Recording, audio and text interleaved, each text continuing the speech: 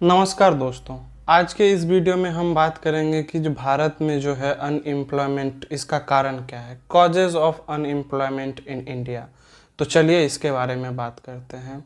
ऐसे तो भारत में अनएम्प्लॉयमेंट की बहुत सारी समस्या है, जिसमें मैंने कुछ 10 जो मेन पॉइंट्स है उस पर मैंने फोकस किए हैं।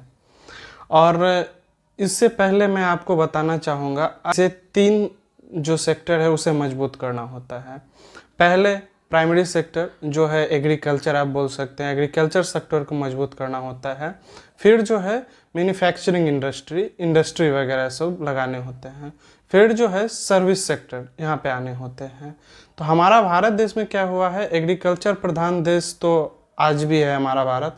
तो एग्रीकल्चर और यहाँ से मैन्युफैक्चरिंग इंडस्ट्री वगैरह सब ना होके, ये ज़्यादा तादाद में ना होके डायरेक्ट सर्विस सेक्टर में आ गए हैं। तो मैन्युफैक्चरिंग इंडस्ट्री से ज़्यादा नुकसान हो रहा है अनएम्प्लॉयमेंट को। क्यों? क्योंकि मैन्युफैक्चरिंग इंडस्ट्री सब जो होते हैं वो ज़्यादा से ज़्यादा मैन पावर वहाँ पे लगते हैं। तो मैन्युफैक्चरिंग इंडस्ट्री जब बढ़ेंगे तब ज़्यादा से ज़्यादा मैन पावर को वहाँ पे एम्प्लॉयड होगा, वहाँ पे काम मिलेगा, वो कर पाएंगे। तो जब तक मैन्युफैक्चरिंग इंडस्ट्री जो है वो नहीं बढ़ता है तब तक अनएम्प्लॉयमेंट को दूर करना थोड़ा मुश्किल होगा। और इसके बाद जो होते हैं, बाज़ार में जो है डिमांड नहीं है। डिमांड क्यों नहीं है? क्योंकि लोगों के पास पैसे नहीं है, काम नहीं है, इसीलिए डिमांड नहीं है। और अगर डिमांड नहीं है तो सप्लाई नहीं है। ये एक साइकिल बनते जा रहा है। डिमांड नहीं है, सप्लाई नहीं है, डिमांड नहीं है क्योंकि वो काम नहीं है। तो ये एक साइकिलिंग जो है चलते रहा है। तो इसे ठीक करना होगा सबसे पहले। तो चलिए इसके बाद जो है, अब जो 10 मेन पॉइंट्स जो हैं अनएम्प्लॉयमेंट के कारण के, उसके बारे में बात करते हैं। इसमें जो है पहला कारण जो है वो हमारे यूथ में जो है स्किल नहीं है। जी हाँ, बहुत लोगों को ये बुरा लग सकता है लेकिन ये सच है। हमारे यूथ में जो है, ज़्यादातर यूथ में जो है स्किल्स नहीं है। अगर उनमें स्किल्स नहीं होगा तो कोई भी कैसे काम पे रखेंगे? काम नहीं है, सही बात है, लेकिन स्किल भी तो होना चाहिए ना। एडुकेट अपने आप, उनके पास डिग्री है, एडुकेशन है, लेकिन स्किल्स नहीं है, वो काम नहीं जानते हैं। बड़ी बड़ी डिग्रियां उनके पास हो जाते हैं लेकिन प्रैक्टिकल कुछ काम नहीं जानते हैं। तो सबसे पहले जो है वो स्किल को बढ़ावा देना होगा। अगर स्किल नहीं होंगे तो फिर काम कैसे मिलेंगे? दूसरा जो कारण है वो कारण है हमारे देश में जो है इंफ्रास्ट्रक्चर, इंडस्ट्री वगैरह सब की बहुत कमी है।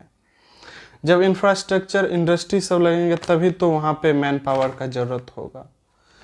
तीसरा जो कारण है वो है हमारे देश में जो है वो स्लो ग्रोथ है। जब जहाँ ग्रोथ ज़्यादा होंगे तो ऑटोमेटिकली मैन पावर का ज़रूरत होगा, तो ज़्यादा हो जाएंगे। तो हमारे देश में जो है वो स्लो ग्रोथ रेट है, इसीलिए भी एक कारण है। चौथा जो कारण है वो है ग्रामीण इलाका से जो है वो शहरी इलाका में जो है लोग माइग्रेंट कर रहे हैं। वो सब गांव छोड़कर, अपना खेती बाड़ी छोड़कर जो है वो शहर की तरफ आ रहे हैं। और अगर तो फिर ये कारण हो रहा है, अभी किसान का बेटा किसान नहीं बनना चाहता है। सब अभी अपना एग्रीकल्चर सेक्टर को छोड़ के सर्विस सेक्टर में जाना चाह रहे हैं। तो सब बैलेंस करना होता है ना, तभी तो होंगे। पांचवा जो कारण है वो टेक्नोलॉजी एडवांसमेंट का है। टेक्नोलॉजी दिन पे दिन एडवांस होते जा रहे हैं। अभी भविष्य में एआई आने वाला है, आर्टिफिशियल इंटेलिजेंस, तो और हो सकते हैं लोगों में। तो टेक्नोलॉजी एडवांसमेंट हो रहा है, तो वो तो होंगे ही। तो इसका क्या उपाय है? इसका उपाय यही है कि टेक्नोलॉजी अगर एडवांस हो रहे हैं तो उस टेक्नोलॉजी का नॉलेज, ज्ञान, स्किल भी तो देना चाहिए यूथ को, तभी जाके होंगे। पांचवा जो कारण मैंने आपको बता दिया है। छठे जो कारण है वो कारण है lack of proper planning government का। हमारी सरकार जो है एक सटीक प्लानिंग नहीं कर पा रही है। जो क्या एक बेहतर प्लानिंग होना चाहिए ना, तभी तो वो होंगे कि जो इस प्लान के हिसाब से चलेंगे।